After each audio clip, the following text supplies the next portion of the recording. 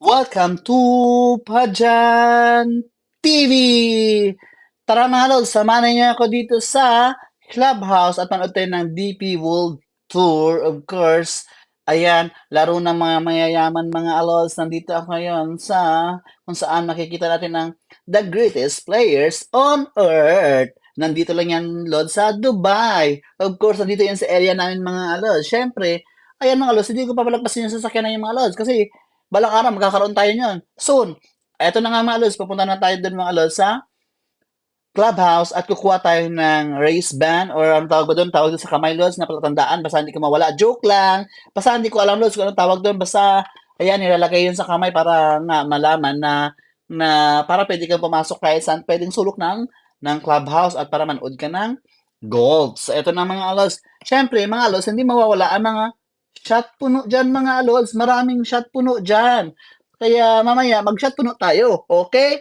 So, ito nang mga lods, samahan niya ako. Tara, let's go. Aakyat tayo sa clubhouse mga lods para kukuha tayo doon ng basta race ba ang tawag dyan siguro ng lods. Di ko alam kung anong tawag dyan. Correct nila ako lods kung mali yung tawag doon, kung anong tawag doon. Basta, aakyat. Ayan na lods, may malaking TV pa. Oh. Nakita niyo naman yung mga lods. Ang TV. Pwede ka manood dyan mga lods kahit hindi ka na mag-ikot-ikot doon sa golf. So, upo ka lang, tapos chill-chill lang. Of course, hindi ka mawala yung sasakyan Alons. Kasi papakita ko yung sasakyan kong Alons. Bago yan Alons. Sa akin yan. Binili ko yan. Bakit ba? Sana all. So ito na nga mga Alons. Nandito na nga ako sa clubhouse at dito na nga yung pinakita ko yung ticket ko. Of course, kasi sa scan nila yan mga Alons, yung QR code para mabigyan ka ng ito palatandaan para hindi ka mawala dyan. Okay? Joke lang. Basta Alons, bibigyan ka po dyan ng ano para pa makapasok ka sa clubhouse at para saan ka pwedeng pumunta, pwede kang pumunta. So, ganon. So, nag-aabang ako dyan kasi maraming nakapila dyan mga alos. Siyempre, eto na nga ako, bibigay na po ni ate. Eto na nga mga alos, ipapakita ko na sa inyo. In 1, 2, 3, go! Eto na, 1. Wala pa, ito na pala yung mga alos. Ayan na nga, pinakita ko na sa inyo mga alos. Andito na nga, bilisan na natin. Dahil nagsisimula na. Dahil hapon na mga alos, pupunta na tayo doon sa sa baba. Sa loob pala mga alos. So, ito na nga mga alos. Nandito, pwede ka alos patambay-tambay, paupo po sa may big screen din naman yung mga alos. Pwede ka manood din naman dyan mga alos. Kung dyan ka na manood, okay rin yung mga alos. Pwede ka umikot, pwede ka umupo, pwede ka tumambay. Saan sulok ng mundo? Bahala ka mga alos. Samgulo. So, ito na mga alos. Syempre, hindi mawala. Nagbaon ako ng bag dyan mga alos. Towel kasi medyo mainit-init pa yung mga alos. Pero malamig ang panahon. Pag nasa ilalim ka ng kahoy, pero pag sa loob ka, ko na to. So ito mga alos, hindi ko alam kung saan nagagaling mga tao. Ito na nga mga alos, tingnan nyo nga mga alos, ang naglalaro. Ayan, pati mga langit, pinakita ko pa. So ito, dami, di ba? Ayan mga alos. Sinum ko pa mga alos. Ayan, 1, 2, 3. Palakpak, palakpakan, panalo.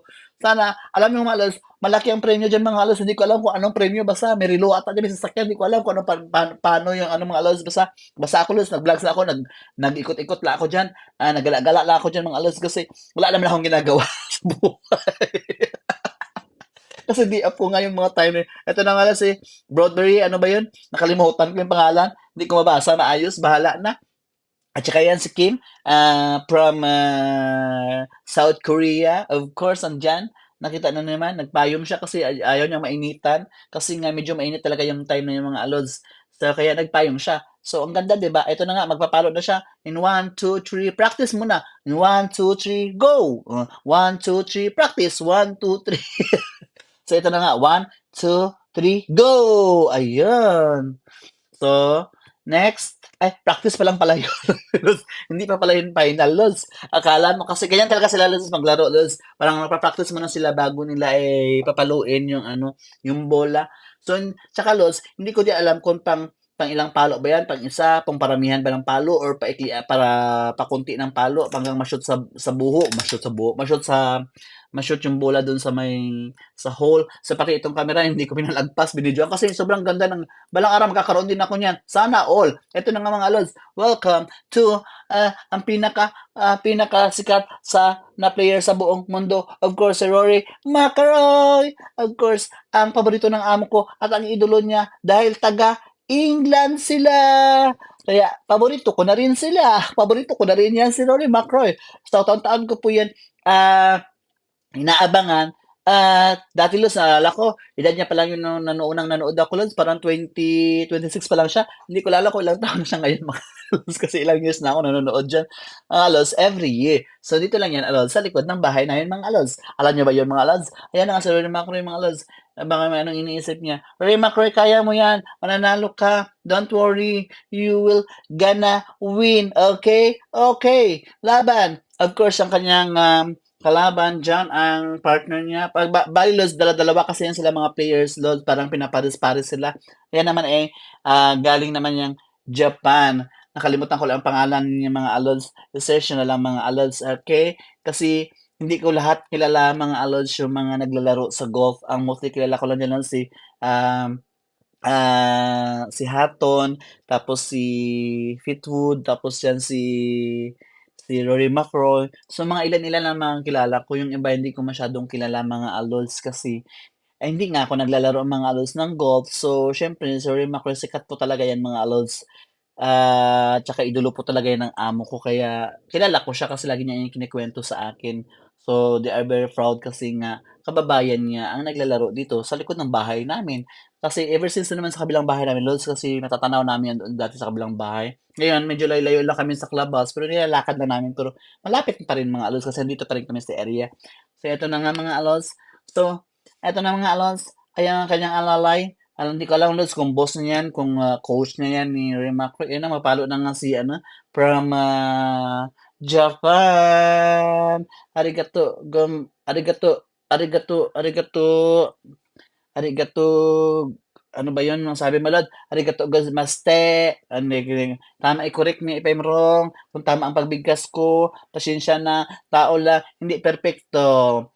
Okay? So, ayan mga alos, kailangan daw mag-quiet muna mga alos kasi yan mga alos, pag naglaro sila mga alos, kailangan katahimik ang paligid nila para hindi sila ma-distract, para ma-concentrate, para mapalo nila kagad ang bola. Siyempre, makakaya naman mga alos pag pinalo mo yung bola. Siyempre, sikat ka pag hindi mo tinamaan, di ba? Siyempre, pagtatawanan ka ng mga tao sa paligid. So, kailangan concentrate. Siyempre, ano din yung mga alos, no? Siyempre, malaking premyo ang matatanggap nila dyan mga alos. Hindi biro po yung laro na yan mga alos kasi lalong mayaman talaga itong mga alos. Ito na nga mga alos sa Rory McIlroy. Tara, abangan natin kung paano pumalo si Rory McIlroy ng bola in 1, 2, 3, practice. 1, 2, 3, 1, 2, 3, 1, 2, 3, pa! Ayun na nga mga alos. Ganun na mga alos. So, hindi ko alam kung ng ilang yard ba yan mga alos, ilang layo. Makikita niyo naman dyan mga alos sa may video ko. Nakita mo nyo, 6 to 6 yards. Ito na nga ba mga alos, ito. Siyempre, hindi ko pinalagpas dito alos mga yung sa first tee nila. Ang tawag niyan po alos ay dyan sa unang palo nila dyan. Yung, yung T, letter T, double E. Yun ang pag-pronounce. Hindi ko alam kung paano pronounce. Basta T ang tawag doon, first T. Hindi yung tea na iniinom lods iba yun. Iba yun mga lods. Chai yun mga lods iba yung tea. Basta iba rin yung double tea lods bawal din yun. Hindi rin pwede yung mga lods. Basta tea lang, first tea nila dyan sila first tea. Siyempre hindi ko pinalagpas dyan mga lods. Tinag-video kasi ako mga lods dyan kasi wala na masyado mga tao dyan mga lods kasi patapos na ngayon mga lods. Nandun na sila sa mga ibang hole sa malapit na sa finish line. So ito na mga lods, nandito ako sa clubhouse. Siyempre, tambay-tambay dyan. Siyempre, dito lang ako mga alos kasi ayaw ko mainitan. So, dyan lang ako nanonood sa taas. So, nakita nyo na mga tao sa taas mga alos. Oh. Ang dami, di ba? Kaya mga alos, salamat sa inyo mga alos ha. Aabangan ninyo yung aking next video. Okay? May part 2 ito, los. Salamat. God bless you. Bye!